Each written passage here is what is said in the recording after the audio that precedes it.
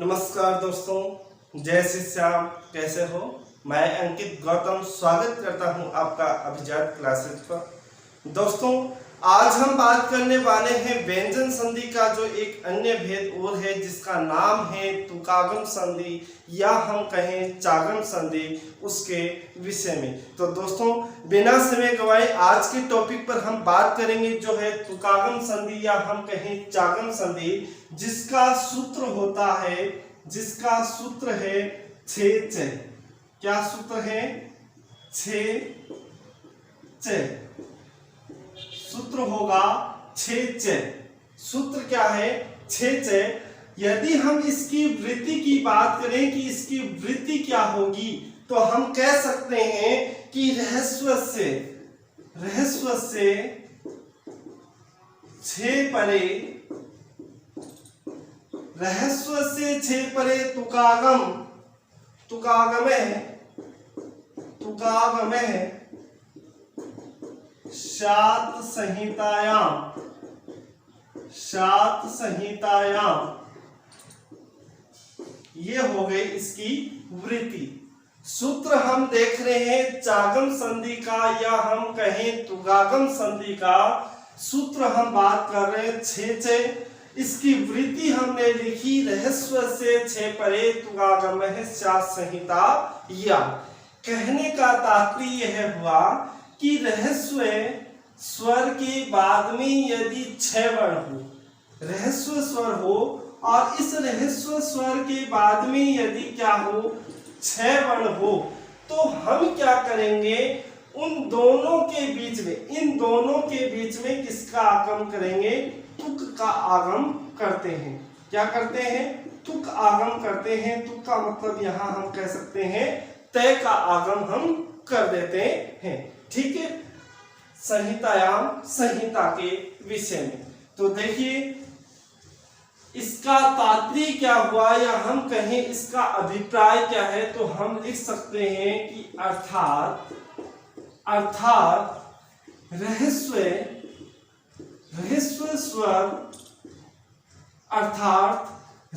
स्वर के आगे छह वर्ण का मेल होने पर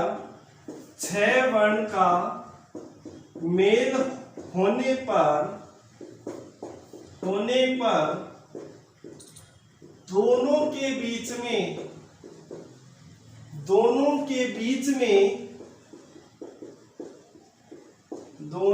बीच में तुक मतलब तय का आगम होता है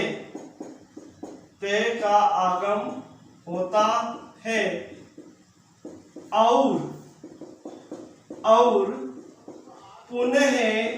पुनः स्तोहो स्तुहु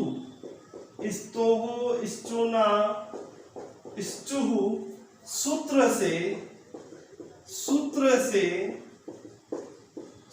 से तय का स्तुत्व आदेश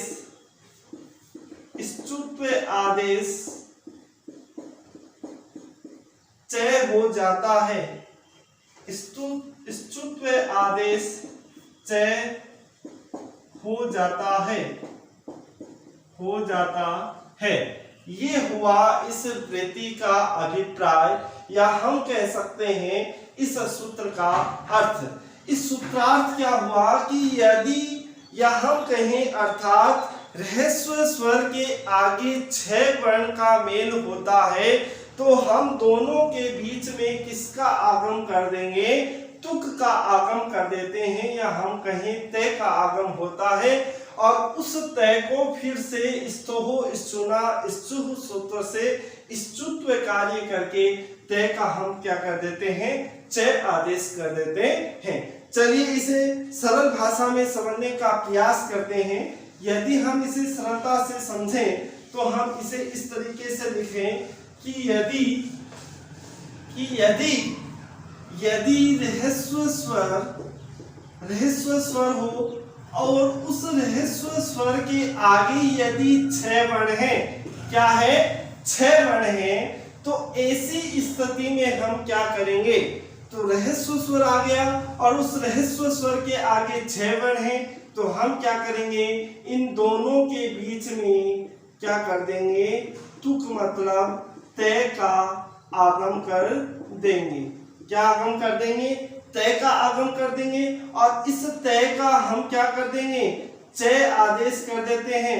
कैसे कर देंगे, स्तोहो स्चुना स्चुह सूत्र से। स्तोहो स्चुना स्चुह सूत्र से हमने स्चुत्व आदेश करके क्या कर दिया, तय का चय आदेश कर दिया।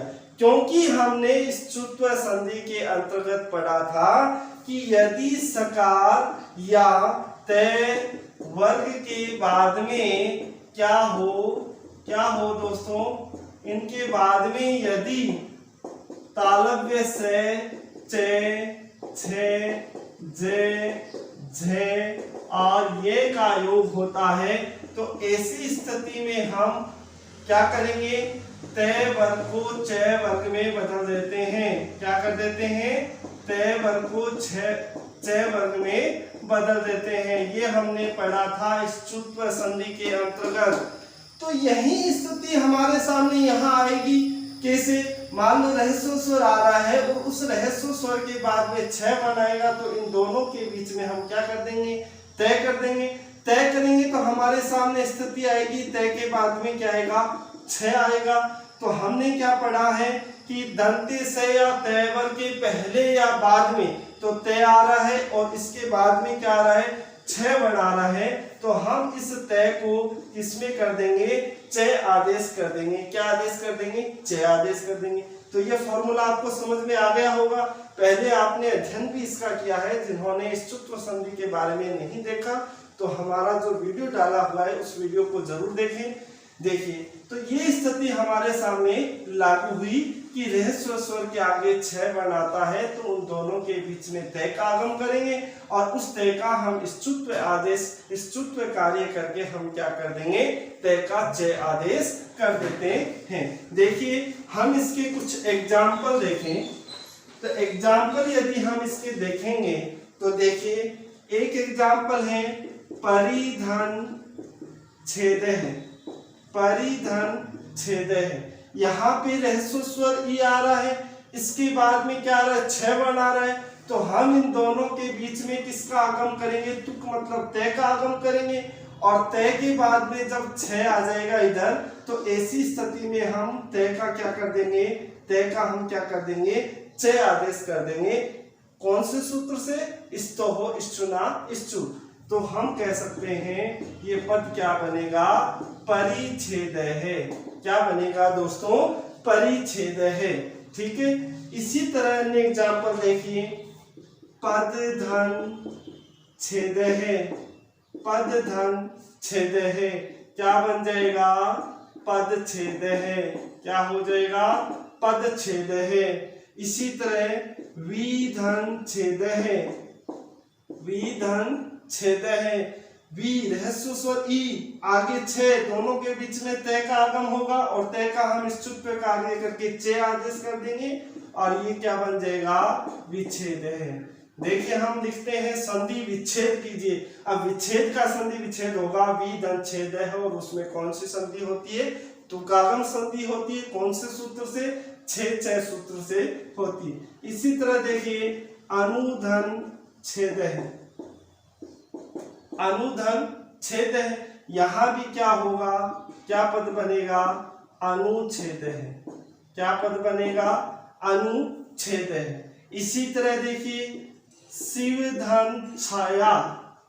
शिवधन छाया, रहस्व स्वर ए है और उसके बाद में क्या है, 6 वर्ण है, दोनों के बीच में क्या आएगा, चय का आगम हो जाएगा और ये बन जाएगा शिव छाया। ठीक है, इसी तरह देखिए, प्रतिधन छाया।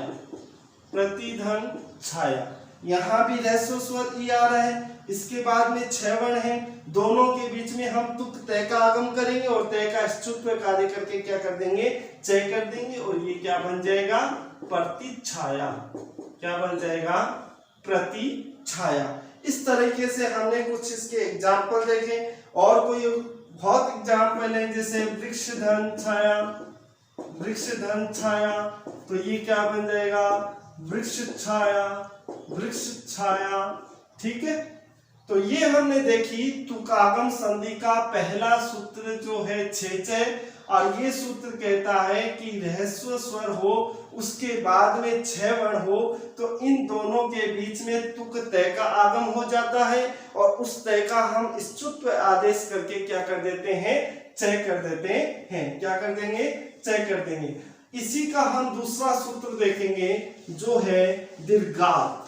क्या है दोस्तों, दीर्घात।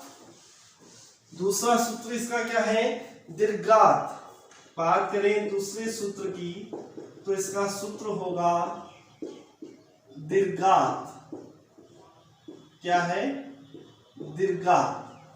ये सूत्र क्या कहता है, ये सूत्र कहता है कि यदि ह्रस्व स्वर न होकर इसकी बजाय दीर्घ स्वर हो, क्या हो, दीर्घ स्वर हो, और दीर्घ स्वर के बाद भी यदि क्या आए, 6 वर्ण आए, तो यहां भी हम इन दोनों के बीच में क्या कर देते हैं, तुक आगम कर देते हैं, मतलब तय का आगम कर देते हैं, और इस तय का यहाँ भी स्तुत्व आदेश होकर क्या हो जाएगा, तय का चय हो जाता है।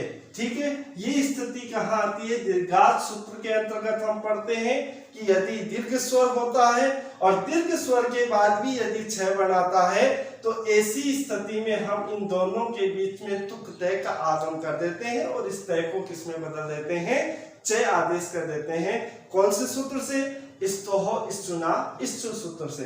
देखिए इसके कुछ एग्जाम्पल हम देखें तो इसका एग्जाम्पल है सूरा। देखिए सेना सूरा, सॉरी सेना सूराधन छाया, सेना सुराधन छाया क्या बन जाएगा। यहां देखिए ह्रस्व स्वर नहीं आ रहा, यहाँ रा में आ रहा है, और आ क्या होता है, दीर्घ स्वर होता है, तो दीर्घ स्वर के बाद में क्या आ रहा है, 6 आ रहे हैं, तो इन दोनों के बीच में भी हम किसका आगम करेंगे, तय का आगम करेंगे, और तय का स्तुत्व आदेश होकर क्या हो जाएगा, चय हो जाएगा, और ये बन जाएगा सेना सूरा छाया, सेना सूरा छाया। ठीक है, इसी तरह यदि हम बात करें चेदन छिद्दते, चेदन छिद्दते, तो यहाँ ए क्या है, दीर्घ स्वर है। ए क्या होता है, देखिए सबको पता है जो मूल स्वर होते हैं, हम कहें जो ह्रस्व स्वर होते हैं वो 5 होते हैं, ए ई उ री और लरी, और जो बाकी जो 8 स्वर हैं वो दीर्घ स्वर होते हैं। तो ये दीर्घ स्वर के बाद में 6 वर्ण आ रहा है, तो यहाँ भी हम इसका तय आगम करके तय का चय कर देंगे, और ये बन जाएगा चेचिदते, चेचिदते। ठीक है, ये कहता है दीर्घात सूत्र। ये कौन सा सूत्र था, दीर्घात सूत्र, जो तुक आगम संधि का ही दूसरा सूत्र है। दीर्घात, दीर्घ स्वर के बाद में यदि 6 आता है तो उन दोनों के बीच में भी हम किसका आगम कर देते हैं, तय का आगम कर देते हैं, और तय का चय आदेश हो जाता है। तीसरा सूत्र हम इसके अंदर पढ़ते हैं पदांता द्वा, पदांता द्वा। कौन सा सूत्र है, पदांता द्वा। और ये पदांता द्वा सूत्र क्या कहेगा, ये सूत्र कहता है कि यदि दीर्घ स्वर हो, क्या हो, दीर्घ स्वर हो, और उस दीर्घ स्वर के बाद में क्या हो, 6 वर्ण हो, क्या हो, 6 वर्ण हो, तो हम क्या करेंगे, विकल्प से इन दोनों के बीच में तुक आगम कर देते हैं। विकल्प से, याद रखना क्या होगा, यहाँ पर विकल्प से करेंगे। आप चाहो तो तुक का आगम कर भी सकते हो, और आप चाहो तो उसमें कोई भी परिवर्तन नहीं कर सकते हो। जैसे देखिए इसका एग्जाम्पल हम देखें तो लक्ष्मी धन छाया, लक्ष्मी धन छाया। ठीक है, इसके एग्जाम्पल देख रहे हैं, लक्ष्मी धन छाया। यहाँ पर क्या आ रहा है, दीर्घ स्वर आ रहा है। क्या आ रहा है दोस्तों, दीर्घ स्वर है, और दीर्घ स्वर के बाद में क्या आ रहा है, छ बना रहा है। तो ऐसी स्थिति में हम क्या करते हैं, उन दोनों के बीच में विकल्प से तुक का आगम करते हैं। तो विकल्प से करेंगे तो एक पद तो बन जाएगा लक्ष्मी छाया, लक्ष्मी छाया, और दूसरा पद हम क्या लिख सकते हैं, जो का त्यों लिख सकते हैं, कोई परिवर्तन नहीं होगा, और ये हो जाएगा लक्ष्मी छाया। क्या हो जाएगा, लक्ष्मी छाया। ठीक है, इसी तरह दूसरा एग्जाम्पल लें, पार्वती धन, पार्वती धन छाया, पार्वती धन छाया। यहां पर भी क्या आ रहा है, दीर्घ स्वर आ रहा है। क्या आ रहा है, दीर्घ स्वर ई आ रहा है, और उसके बाद में क्या आ रहा है, छ बना रहा है। तो ऐसी स्थिति में हम पदांताद्वा सूत्र के माध्यम से विकल्प से इन दोनों के बीच में तुक का आगम कर देते हैं। और तुक का आगम करेंगे तो इन दोनों के बीच में क्या होगा, देखिए थोड़ा सा समझाने की कोशिश करूं। पार्वती धन छाया, ठीक है, ये हुआ पार्वती, तय हलंत, इसमें से ई निकाल दो, आगे छाया। यहां पर देखिए दीर्घ ई आ रहा है, दीर्घ स्वर आ रहा है, और उसके बाद में छ वर्ण आ रहा है। तो इन दोनों के बीच में हम किसका आगम करेंगे, तुक मतलब तय का आगम करेंगे, और आगे क्या है, छाया। ठीक है, यहाँ पर इसको मिला देते हैं, यहाँ पर तय है और तय के बाद में छ आ रहा है। तो यहाँ स्तुत्व आदेश होता है, क्योंकि तकार के बाद में च वर्ग का कोई वर्ण आता है। तय वर्ग के बाद में या पहले यदि च वर्ग का योग हो तो हम तय वर्ग को च वर्ग में बदल देते हैं। यहाँ तय का क्या हो जाएगा, स्तोहु, स्तुना, स्तुह सूत्र से तय का च आदेश हो जाता है, और ये हो गया छाया। पार्वती, च के आगे कोई स्वर नहीं है, आधा, और ये बन जाएगा पार्वती छाया। क्या बन गया, पार्वती छाया, ये बन गया पार्वती छाया। ठीक है, और यदि आप चाहो तो इसमें विकल्प से होता है, मतलब इसमें कोई परिवर्तन नहीं होगा, तो आप इसे पार्वती छाया भी लिख सकते हैं। ये दोनों ही क्या माने जाते हैं, सही माने जाएंगे। ठीक है दोस्तों, सूत्र, तीसरा सूत्र हमने देखा पदांताद्वा। ये सूत्र कहता है कि दीर्घ स्वर हो और दीर्घ स्वर के बाद में यदि छ वर्ण आ रहा है तो इन दोनों के बीच में भी विकल्प से क्या होगा, लिख दो यहाँ, विकल्प से तुक आगम होता है। विकल्प से क्या होता है, तुक आगम होता है। लास्ट सूत्र हम इसके अंतर्गत देखते हैं, और इसका लास्ट सूत्र है एक, जो है आंग मांगोश्च। आंग मांगोश्च, ये है इसका लास्ट सूत्र तुकागम संधि का, आंग मांगोश्च। ये सूत्र कहता है कि यदि आंग और मांग अव्यय हो, आंग और मांग अव्यय हो, और इन अव्यय के बाद में यदि छ वर्ण आ जाए, क्या आ जाए, छ वर्ण आ जाए, तो ऐसी स्थिति में भी हम इन दोनों के बीच में क्या करेंगे, दोनों के बीच में तुक आगम कर देते हैं। क्या कर देते हैं, तुक आगम कर देते हैं। ठीक है दोस्तों, ये सूत्र है आंग मांगोश्च। ये सूत्र कहता है कि यदि आंग या मांग अव्यय शब्द हो पहले और उसके बाद में यदि छ वर्ण हो, तो ऐसी स्थिति में भी हम उन दोनों के बीच में क्या कर देते हैं, क्या कर देते हैं दोस्तों, तय का आगम कर देते हैं, या हम कहें तुक आगम कर देते हैं। देखिए, जैसे इसका एक एग्जाम्पल हम लिखें, एग्जाम्पल है आधन छादयति, आधन छादयति। ठीक है, आ रहा है, अव्यय शब्द है, और इसके बाद में क्या आ रहा है, छ वर्ण आ रहा है। तो इन दोनों के बीच में हम तुक का आगम करेंगे तय का, और तय का हम इस्तो हो इस चुना इस सूत्र के माध्यम से इस आदेश क्या कर देंगे, तय का चय कर देंगे। तो ये क्या बन जाएगा, आच्छादयति, आच्छादयति। ठीक है।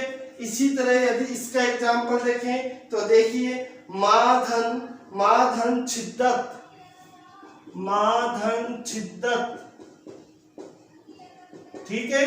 यहाँ माँ अव्यय शब्द है और उसके बाद में 6 वर्ण है, तो इन दोनों के बीच में तय का आगम होगा, तुक तय का आगम होगा, और तय का हम इच्छुत्व कार्य करके तय का च आदेश कर देंगे और ये बन जाएगा माछिद्दत, माछिद्दत। ठीक है। ये हो गया तुक आगम संधि। एक बार इसे पुनः देख लें। तुकागम संधि के अंतर्गत हम 4 सूत्रों का अध्ययन करते हैं। पहला सूत्र हमने देखा छेचय। ये सूत्र कहता है कि यदि रहस्व स्वर हो और उस रहस्व स्वर के आगे यदि 6 वर्ण हो तो ऐसी स्थिति में हम दोनों के बीच में क्या करेंगे, तुक का आगम कर देते हैं। किसका आगम कर देते हैं, तुक तय का आगम कर देते हैं। और इसके कुछ एग्जाम्पल हमने देखे। इसके बाद में हमने बात की दूसरे सूत्र दीर्घात की। ये सूत्र कहता है कि मान लो ह्रस्व स्वर नहीं है, दीर्घ स्वर है, और दीर्घ स्वर के बाद में भी यदि 6 वर्ण आता है तो ऐसी स्थिति में भी हम क्या कर देते हैं, तुक का आगम कर देते हैं। तीसरे सूत्र हमने देखा, तीसरा पदांता द्वा। ये सूत्र कहता है कि दीर्घ स्वर हो और दीर्घ स्वर के बाद में यदि 6 वर्ण हो तो हम क्या करेंगे, ऐसी स्थिति में हम विकल्प से तुक का आगम कर देंगे। मतलब तय का आगम कर भी सकते हैं या आप चाहो तो उसमें कोई परिवर्तन नहीं कर सकते, उसमें कोई परिवर्तन नहीं होगा। और चौथा सूत्र कहता है आंग मांगोश्च। ये सूत्र कहता है कि यदि आंग या मांग अव्यय शब्द हो और उसके बाद में यदि 6 वर्ण आ रहा है तो ऐसी स्थिति में भी हम दोनों के बीच में तुक तय का आगम कर देते हैं। इसका यदि पूरी संधि का निष्कर्ष निकाला जाए और हम कहें कि इस संधि की मुख्य विशेष बात क्या है, तो हम कह सकते हैं कि ऐसा कोई संधि युक्त पद हो जिसके बीच में कहीं च वर्ण आ रहा है। क्या आ रहा है, च वर्ण आ रहा है, और उस च वर्ण के तुरंत बाद में यदि आपको 6 वर्ण दिखाई देता है, क्या दिखाई देता है, 6 वर्ण दिखाई देता है, तो वहां आप कौन सी संधि करेंगे, तुकागम संधि करेंगे। अब आप कहेंगे सर ऐसी स्थिति तो हम आगे एक संधि और पढ़ने वाले हैं जो है छत्व संधि। कौन सी संधि है, छत्व संधि। उसके अंदर भी यही स्थिति लागू होती है कि बीच में क्या मिलेगा, आपको च और 6 मिलेगा। लेकिन दोनों में डिफरेंस क्या है, दोनों में फर्क इतना है कि आपको क्या मिलेगा, पूर्व पद के अंत में संधि विच्छेद जब करेंगे तो पूर्व पद के अंत में या तो ह्रस्व स्वर मिलेगा या दीर्घ स्वर, और उसके बाद में आपको क्या मिलेगा, 6 वर्ण मिलेगा। तो वहां हम तय का च आदेश कर देंगे। तो दोस्तों ये थी आज की हमारी तुकागम संधि। उम्मीद करता हूं आपको ये संधि अच्छे से समझ में आई होगी। फिर भी इससे संबंधित कोई भी समस्या, कोई भी क्वेश्चन आपके दिमाग में हो तो आप कमेंट बॉक्स में डालें, अगली क्लास में उसका समाधान जरूर होगा। दोस्तों ज्यादा से ज्यादा संख्या में वीडियो को शेयर करें, लाइक करें और सब्सक्राइब करें। जय श्री राम।